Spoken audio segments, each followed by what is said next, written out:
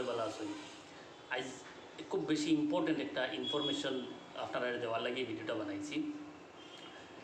ভিডিওটা দেখবা, বেশি লম্বা হইতো না, শর্ট ভিডিও হইব। ভিডিওটা দেখবা, আর যদি এই ইনফরমেশনটা আপনার কাছে ইম্পর্টেন্ট মনে হয় তো বাকিরাও জানানোর চেষ্টা করবা। যদি শেয়ার নাও করেন গফে গফেও কেউ হইলেও জানাইবা কথাটা। এখন ফ্রড আপনারা টেলিফোনিক ফ্রড বহুত দেখছেন। কল করি আপনারা কইব আপনার ব্যাংক থেকে ফোন করি আর আপনার ওটিপি নষ্ট হয়ে গেছে, আপনার এটিএম কার্ড নষ্ট হয়ে গেছে, এগুলো প্রচুর দেখছি। এই ধরনের ফ্রড পুরানো হয়ে গেছে। এখন লেটেস্ট ফ্রড কী হয়েছে, আপনার কইব ফাইন্যান্স কোম্পানিতে বা ব্যাংকে পয়সা রাখলা নিয়ে আপনার পয়সা ঘুরিয়ে পাইছেন না, দেখান দিচ্ছে। কারণ আমরা এদিকে প্রচুর ঘটনা দেখান আগেও ঘটছে যে মানুষে বহুত ব্যাংকে বহুত ফাইন্যান্সে পয়সা রাখছেন, তারপরে ব্যাংক ফাইন্যান্সগুলা উঠে গেছে গিয়া বা মানি মার্কেটের এগুলা চেইন বহুত হয়েছিল। তো এটা একটা। সেকেন্ড আমি যেটা পাইছি বর্তমানে, যেটা হইল কি আমার একটু আগে ফোন করছে। নর্মালি ফোন করি আমরা হইতো গেছে সেই গেছে, আপনি আমার ডিটেলস দিন, আমি ঠিক করিয়া দিব, অ্যাকাউন্ট ঠিক করিয়া দিব। এখন যেটা হয়েছে টেলিফোনিক না, এটা হইল কি মানে সিস্টেমে রোবোটিক কল যেগুলো আয়, রোবোটিক কলগুলা আপনি রিসিভ করবা। আমার কাছে যেটা আইছে রিসিভ করছি আমি, আমার এরপরে রিসিভ করার পরে কইছে দিস কল ইজ ফ্রম কিছু একটা কোরিয়ার কোম্পানি, ঠিক আছে। তো কোরিয়ার কোম্পানি দিয়ে কল আইছে, রোবোটিক কল আমার হয়েছে যে you have send this call is for the confirmation if you have made the courier from Mumbai to Iraq. If you have not made the courier, please press 0 to talk with the executive.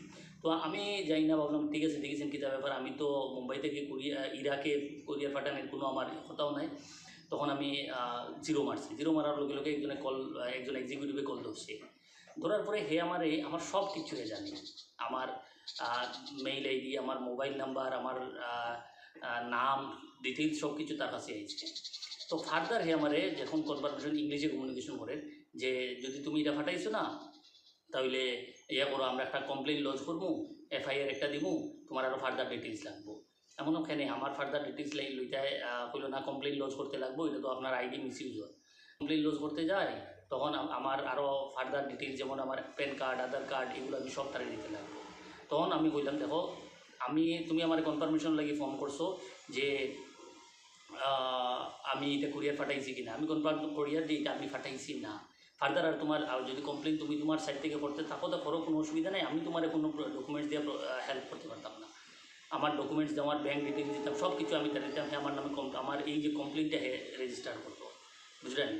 Further যদি আমি কথাটা বাড়াইতাম দেন কিতা করতো, maybe আমার বলতো যে এটার একটা চার্জ লাগবে, চার্জটা আপনি দিয়ে দিলেই, আর নাইলে আপনার আইডিটা আপনার যে ডকুমেন্টসগুলো মিসইউজ হওয়ার এটা তো আরও হইব। তো এটা আপনি কমপ্লেন একটা করলে এটা হয়তো পুলিশে অ্যাকশন লইব।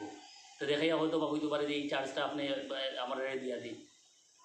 তো বিশেষ করে সাবধান, এই ফোন কলগুলা ফোন রিলেটেড আননোন একটা তো ইমেল স্প্যাম করিয়া ইমেলে আইব, ইমেলের লিঙ্কটা দিয়ে দিব। আপনার লিঙ্কে ক্লিক করলে আপনার ব্যাঙ্ক ডিটেলস ছাড়া, ডকুমেন্টস ছাড়া, ব্যাঙ্ক ডিটেলস সহ সব কিছু তারা লইতে পারে। সেকেন্ড, আপনার মেসেজে লিঙ্ক দিলে দিতে পারে, লিঙ্কটা ক্লিক করার লগে লগে আপনার ডকুমেন্টস হয়ে যেতে পারে। তো আননেসেসারি ব্যাঙ্কের কোনো ইমেইলের লিঙ্ক, কোনো মেসেজের লিঙ্ক, কোনো আননেসেসারি কল কোনো অবস্থায় রিসিভ করবা না। হ্যাঁ, রিসিভ করছেন, আপনার জরুরত নাই। কোনো ব্যাঙ্ক থেকে, ফাইন্যান্স থেকে তো কল আই না। যদি আপনার কোনো ইস্যু থাকে, কোনো কিছু থাকে, আপনার ডাইরেক্ট ব্যাঙ্কে ডাকবো।